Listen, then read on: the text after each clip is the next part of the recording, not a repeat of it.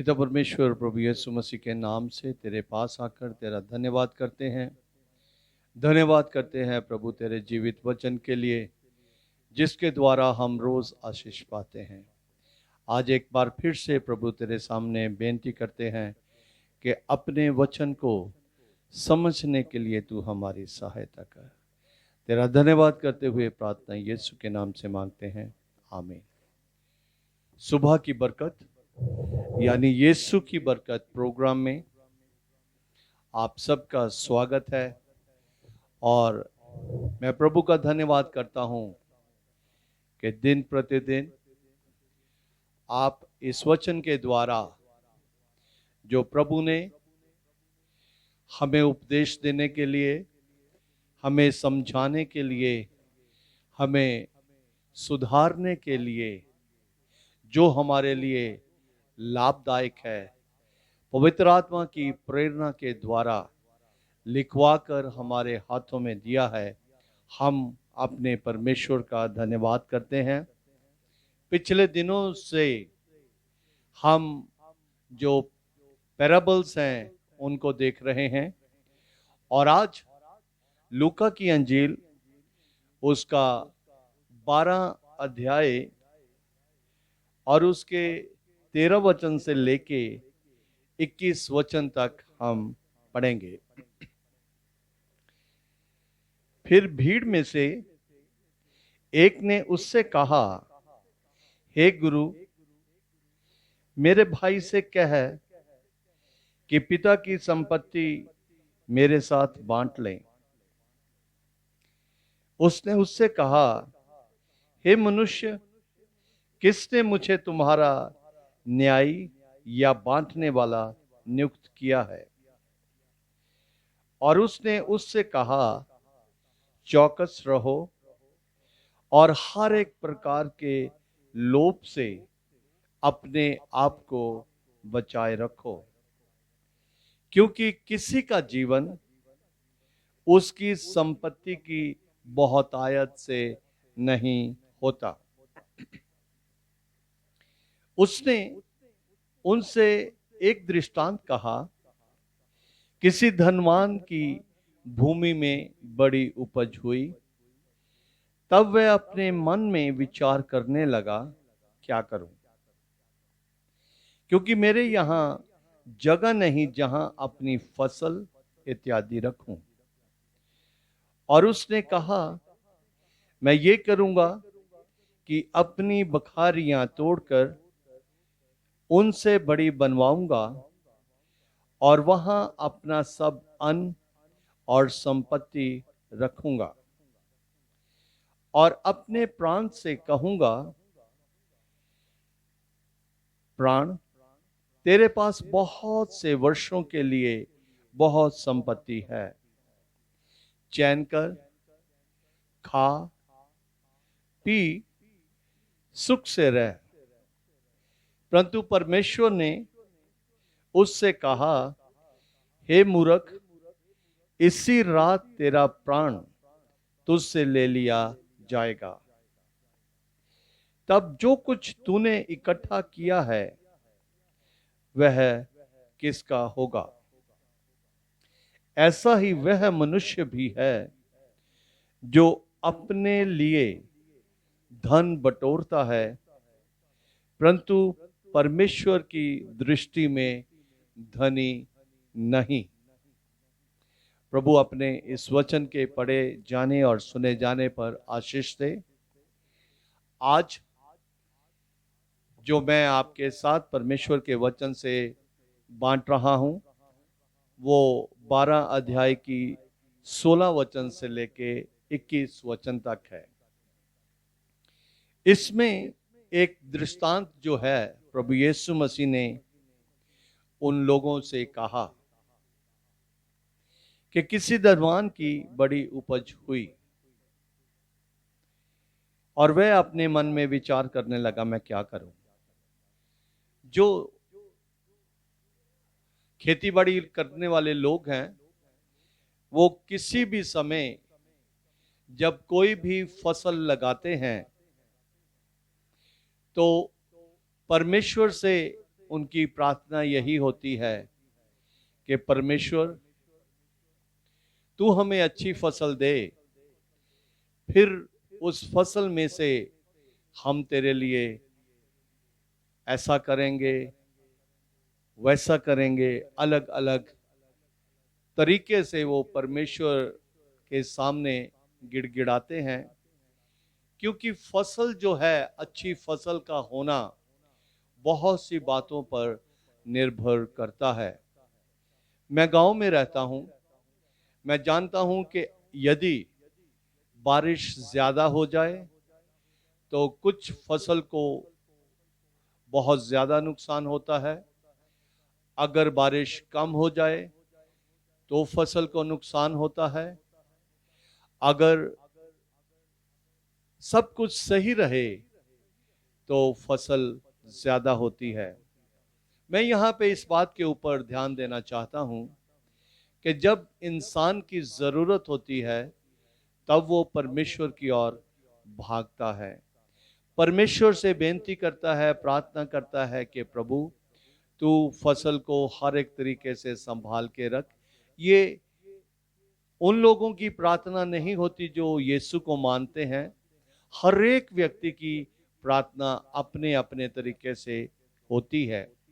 लेकिन इस जगह पे हम इस बात को समझेंगे कि जब पिछले सालों में हो सकता है कि उसकी इतनी अच्छी फसल ना होती हो और वो प्रार्थना करता होगा और उसी तरीके से वो चलता होगा, लेकिन इस बार ना जाने उसकी पिछली प्रार्थना के आधार पर इस बार उसके पास बहुत फसल हुई, तो ये इसका जो उस फसल के प्रति अब विचार है, इरादा है, उसको यहाँ इस वचन में बताया गया है कि जब उसके बड़ी फसल हुई तब उसने अपने ही मन में विचार किया, वो अपने मन में कहने लगा मैं क्या करूं।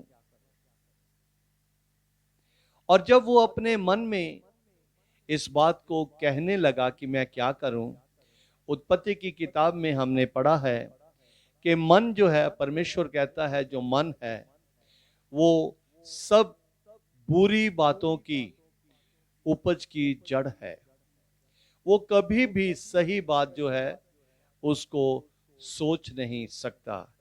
और ऐसा ही यहाँ पे नए नियम में लूका की अंजील के 12 अध्याय के 17 वचन में हम पढ़ते हैं कि तब वह अपने मन में विचार करने लगा मैं क्या करूं, क्योंकि मेरे यहाँ जगह नहीं है कि मैं उसमें अपनी फसल इत्यादि रख सकूं। इससे पहले कि मैं आगे बढ़ूं, पुराने नियम में हमने एक विधवा के बारे में भी पढ़ा है कि जब उस औरत का पति मर गया और वो अपनी खराब परिस्थिति में परमेश्वर के दास के पास गई, और जैसा परमेश्वर के दास ने उसको कहा उसने वैसा किया और बहुतायत से आशीष पाई। और जब बहुतायत से आशीष पाई तो वो फिर से दोबारा प्रभु के दास के पास गई, और जो कुछ प्रभु के दास ने उसको कहा उसने वैसा ही किया। लेकिन यहां पे इस व्यक्ति ने अब दोबारा वैसा ना करके अपने ही आप सब कुछ विचार कर लिया कि मैं क्या क्या करूंगा। सब कुछ हो सकता है कि ठीक रहता अगर वो एक मूर्खता ना करता। और यहां पे हम देखते हैं कि उसने मूर्खता जो की है वो ये की है कि उसने कहा कि मैं अपनियां बखारियां तोड़कर उनसे बड़ी बनाऊंगा और वहां अपना सब अन्न और संपत्ति रखूंगा। यहां तक तो मुझे लगता है कि बात सही थी, क्योंकि वो एक योजना बना रहा है कि मैंने इस फसल को कैसे संभालना है। और परमेश्वर का ही ये नियम है कि जो कुछ हमें मिलता है उसको संभालने की जिम्मेवारी हमारी है। लेकिन जो अब वो बात कर रहा है वो सही नहीं है, जिससे परमेश्वर के मन को भी दुख हुआ है। और वो क्या है? और अपने प्राण से कहूंगा, और अपने प्राण से कहूंगा, हे प्राण, तेरे पास बहुत वर्षों के लिए बहुत संपत्ति है। बहुत वर्षों के लिए पूरी दुनिया आज इस बात को समझ चुकी है, जान चुकी है कि बहुत लंबे समय के लिए कुछ भी कहना आज संभव नहीं है, क्योंकि एक ऐसी तकलीफ सारी दुनिया में आ चुकी है जिसने सारी दुनिया को हिलाकर रख दिया है।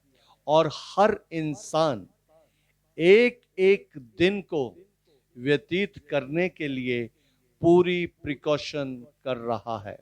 लेकिन ये व्यक्ति कहता है कि तेरे पास बहुत वर्षों के लिए बहुत संपत्ति है।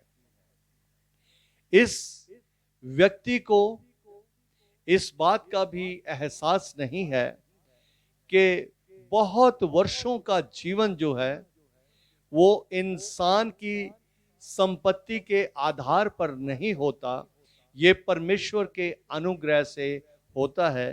क्योंकि लूका की इंजील उसका 12 अध्याय उसके 15 वचन के आखिरी हिस्से में लिखा है, किसी का जीवन उसकी संपत्ति की बहुतायत से नहीं होता। और वचन में हमने इस बात को सीखा है, पढ़ा है, और आम तौर पे भी इस बात को हम जानते हैं कि जिस पेड़ पे बहुत फल होता है वो किसी भी तरीके से ऊपर को खड़ा नहीं रहता, वो झुक जाता है। लेकिन इस व्यक्ति का एटीट्यूड जो है बहुतायत की फसल होने के कारण टोटली डिफरेंट हो गया।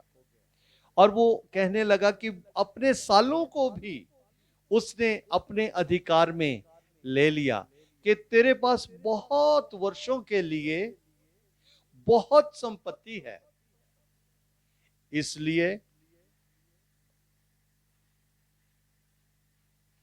क्या कर, इसलिए चैन कर, किसी भी प्रकार की तू चिंता ना कर, चैन कर, खा पी और सुख से रह। परंतु परमेश्वर ने उससे कहा, हे मूर्ख, हे मूर्ख, इसी रात तेरा प्राण तुझसे ले लिया जाएगा, तब जो कुछ तूने इकट्ठा किया है वह सब किसका होगा। और आखिर में 21 वचन में इस दृष्टांत का जो, इस पैराबल का जो निचोड़ है वो हमें मिलता है। ऐसा ही वह मनुष्य है जो अपने लिए धन बटोरता है, परंतु परमेश्वर की दृष्टि में धनी नहीं है। यहां पे हम 3 बातों के ऊपर ध्यान देंगे। वो ये है कि जो उसकी जीवन जीने की तैयारी थी वो गलत थी, क्योंकि उसने अपने लिए तो सब कुछ बना लिया, अपने लिए तो सब कुछ प्लान कर लिया, लेकिन किसी भी तरीके से उस परमेश्वर का धन्यवाद तक नहीं किया जिसने उसको सब कुछ दिया था। इससे हमारी गलत तैयारी जो है, हमारी संपत्ति के प्रति हमारी गलत तैयारी जो है वो प्रकट होती है। दूसरी बात, उसका इरादा जो था वो गलत था, और उस गलत इरादे के कारण एक मिसाल जो है वो दी गई है कि एक संस्था का चेयरमैन ऐसे ही किसी अमीर व्यक्ति के पास गया जो कि बहुत धनी था, और उसने कहा कि आपके पास इतनी फैक्ट्रियां हैं, आपका कारोबार इतना है, ये है वो है, हमारी संस्था ये चैरिटी के काम करती है, इसके लिए आप कुछ हमें सहायता करें।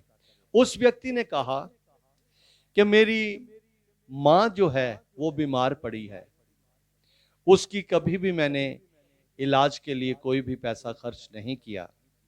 मेरी बहन जो है वो विधवा हो चुकी है, उसके बच्चे भी हैं, मैंने उसका भी कभी कोई ध्यान नहीं किया, और अगर मैंने उनका ध्यान नहीं किया तो तुम लोगों को मैं ये पैसा क्यों दूं। इसी तरह से एक और धनी व्यक्ति ने अपने पासवान को अपने घर में खाने के लिए बुलाया और बहुत ही तरीके का भोजन उसके सामने रखा। पास्टर जी ने उस खाने के ऊपर प्रार्थना की, खाना खाया, और फिर वो व्यक्ति जो है वो उसको अपने घर की छत पर ले गया और पास्टर जी को बताने लगा कि ये सारा इलाका मेरा है, वो सारा इलाका मेरा है, इधर सारा इलाका मेरा है, वो आप दूर तक जो बिल्डिंग्स देख रहे हैं वो सारी मेरी है। और ये सारी बातें सुनकर पास्टर जी कुछ क्षण के लिए खामोश हो गए। ये व्यक्ति अपने आप में ये सोचने लगा कि अब पास्टर जी मुझे बोलेंगे शाबाश, बहुत अच्छी बात है। पास्टर जी ने उसको कुछ पल खामोश रहने के बाद पूछा कि ये सब कुछ तो सही है, लेकिन परमेश्वर के लिए आपने क्या किया। वो बहुत उदास हो गया। उसकी जो मनसा थी, उसकी जो सोच थी वो ये थी कि मुझे शाबाशी मिलेगी, लेकिन इस छोटे से सवाल के कारण जब पास्टर जी ने ये प्रश्न उससे पूछा तो वो बहुत ही परेशान हो गया। अगर हमारा इरादा जो है वो सही नहीं है तो हम किसी भी प्रकार से धनी नहीं कहला सकते। अगर हमारा लक्ष्य जो है वो सही नहीं है तो अजीजों, हमें इस बात को समझने की जरूरत है कि हमें सब कुछ देने वाला जो परमेश्वर है उसका हमेशा धन्यवाद करना चाहिए।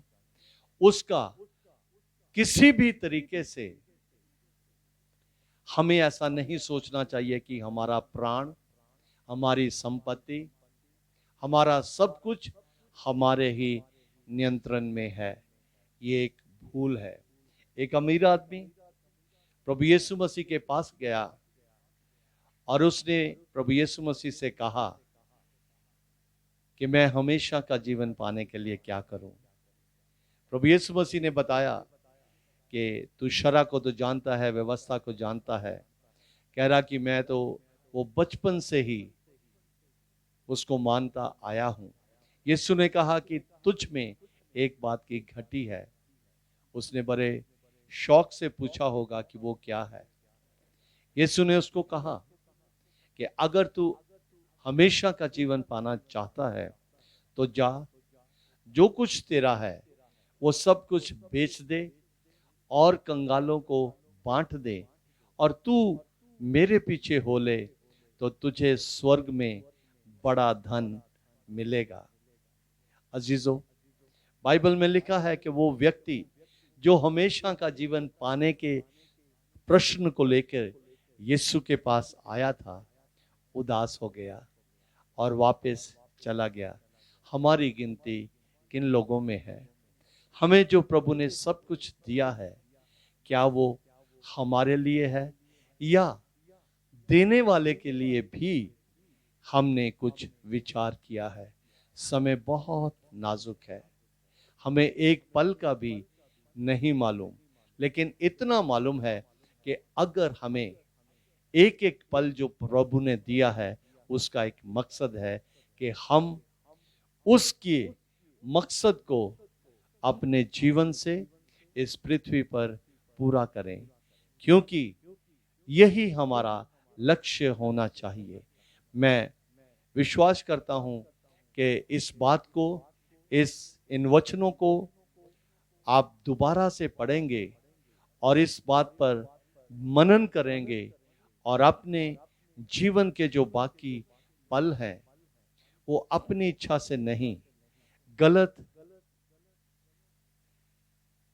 ख्याल से नहीं, गलत तैयारी से नहीं, सही तैयारी से उसको व्यतीत करके परमेश्वर का जो राज्य है, स्वर्गीय राज्य है, उसमें एक बड़ा ओहदा प्राप्त करने के लिए सब कुछ आप करेंगे। प्रभु आपको बहुत बहुत आशीष दे। और मैं चाहता हूं कि मैं इस समय आपके लिए प्रार्थना करूं। पिता परमेश्वर, जितने लोगों ने तेरे वचन को सुना है और जितने लोग प्रभु जी जीवन के किसी भी पल पर तेरे इस वचन को सुनेंगे, उन सब के लिए प्रभु मैं तुझसे आशीष मांगता हूं। धन्यवाद के साथ प्रार्थना यीशु के नाम से मांगता हूं, आमीन।